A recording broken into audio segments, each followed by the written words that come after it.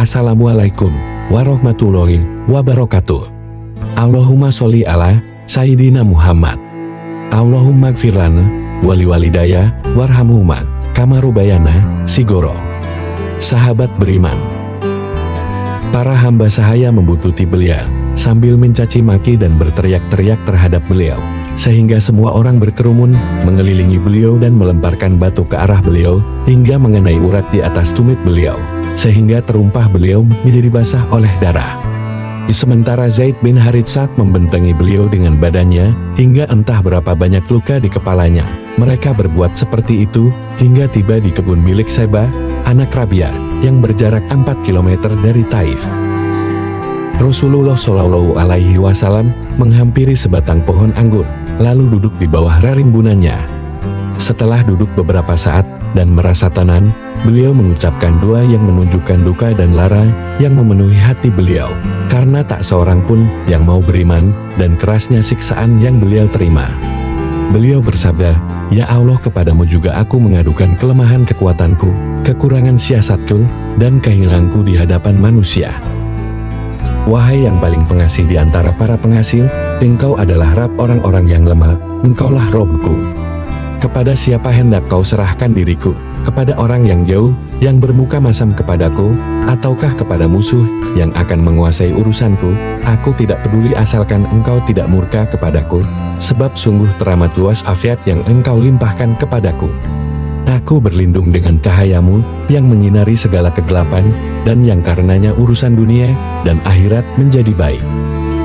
Agar engkau tidak menurunkan kemarahanmu kepadaku, atau murka kepadaku, engkaulah yang berhak meneguhku, hingga engkau ridho, tidak ada daya dan kekuatan selain denganmu." Terketuk hati Syaibah melihat keadaan beliau, lalu ia memanggil pembantunya yang beragama Nasrani namanya Adas, dan berkata, "Ambil setandan buah anggur ini, dan serahkan kepada orang itu." Adas beranjak menemui beliau. Tatkala beliau sudah menerima buah anggur itu, beliau bersabda, "Bismillah," kemudian memakannya.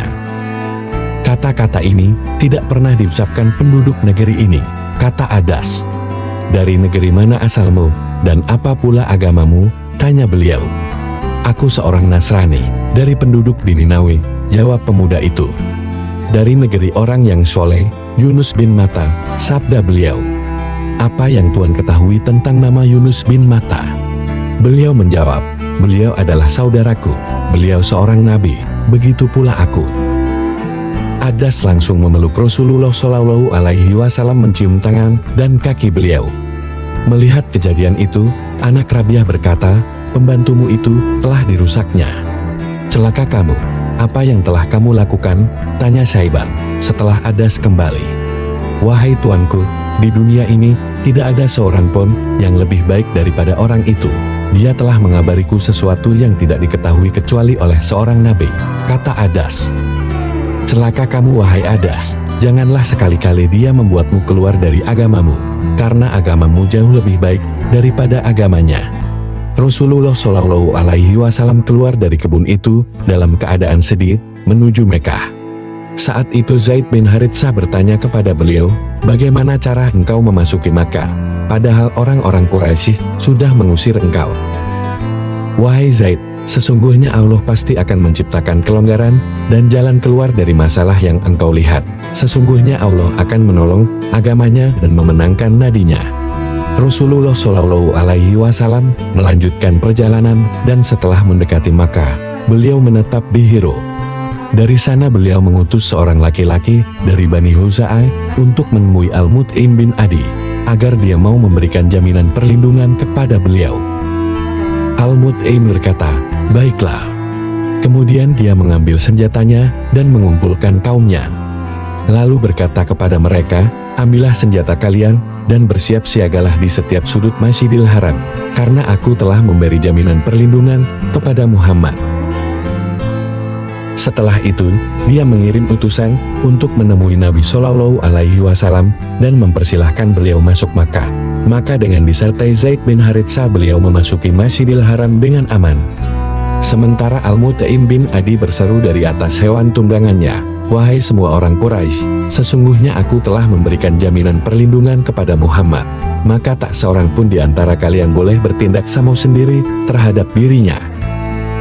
Akhirnya beliau berhenti di dekat Hajar Aswad, lalu menciumnya dan sholat 2 rakaat. Setelah itu beliau pulang ke rumah, sementara Mut'im bin Adi dan anak-anaknya terus bersiap siaga dengan senjatanya, hingga beliau masuk ke dalam rumah.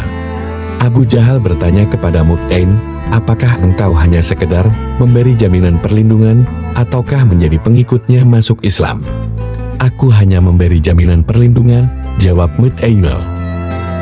Kalau begitu kami akan melindungi siapapun yang engkau lindungi, kata Abu Jahal. Rasulullah Shallallahu Alaihi Wasallam senantiasa teringat perlindungan yang diberikan Al-Mut'imah. Beliau bersabda tentang para tawanan perang Badar, andai kata Al-Mut'im masih hidup, lalu dia meminta kepadaku untuk mengasihi para tawanan ini, tentu aku akan menyerahkan urusan mereka kepadanya. Rasulullah Shallallahu Alaihi Wasallam kembali ke Mekar untuk memulai langkah baru menawarkan Islam kepada berbagai kabilah dan individu, karena musim haji sudah dekat. Kabilah-kabilah yang didatangi Rasulullah Shallallahu Alaihi Wasallam tak seorang pun di antara mereka yang memenuhi seruan beliau. Beliau mendatangi Bani Amir bin Sya'ar dan menyeru mereka kepada Allah. Bayharoh salah seorang pemuka mereka berkata, demi Allah, andaikan aku boleh menculik pemuda ini. Tentu orang-orang Arab akan melahapnya. Kemudian dia melanjutkan, apa pendapatmu jika kami berbayat kepadamu untuk mendukung agamamu? Kemudian Allah memenangkan dirimu dalam menghadapi orang-orang yang menentangmu. Apakah kami masih mempunyai kedudukan sepeninggalmu? Beliau menjawab, kedudukan itu hanya pada Allah, dia meletakkan menurut kehendaknya. Bayharoh berkata, apakah kami harus menyerahkan batang leher kami kepada orang-orang Arab sepeninggalmu? Kalaupun Allah memenangkanmu, kedudukan itu akan jatuh kepada selain kami, jadi kami tidak membutuhkan agamamu. Mereka menolak seruan beliau. Setelah pulang dari menunaikan haji, mereka bercerita kepada seorang tetua mereka yang tidak bisa berangkat ke Makkah karena usianya sudah lanjut. Ada seorang pemuda Quraisy dari Bani Abdul Muthalib menemui kami yang mengaku sebagai nabi. Dia mengajak kami agar kami mau melindunginya, berdiri bersamanya.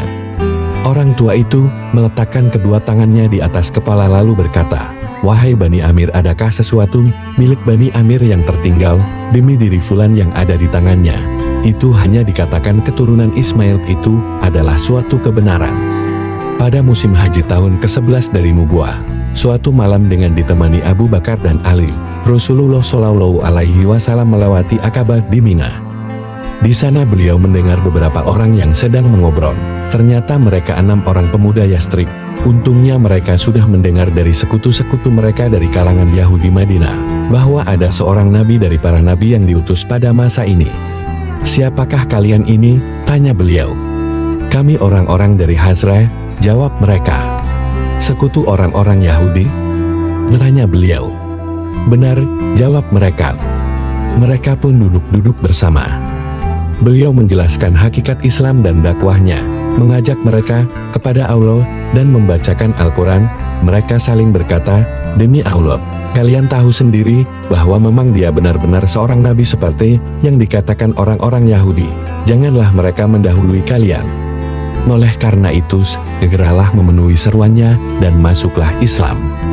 Mereka ini termasuk pemuda-pemuda Yastrib yang pandai. Mereka berharap dakwah beliau ini bisa menjadi sebab untuk meredakan peperangan. Mereka berkata, kami tidak akan membiarkan kaum kami dan kaum yang lain terus bermusuhan dan berbuat jahat. Semoga Allah menyatukan mereka dengan engkau. Kami akan menemui mereka dan mengajak mereka kepada agama engkau. Kami akan menawarkan agama yang telah kami peluk ini. Sekembalinya ke Madinah, mereka membawa risalah Islam dan menyebarkannya di sana, sehingga tidak ada satu rumah pun di Madinah, melainkan sudah menyebut nama Rasulullah Shallallahu Alaihi Wasallam. Wallahu a'lam bishawab. Wassalamualaikum warahmatullahi wabarakatuh.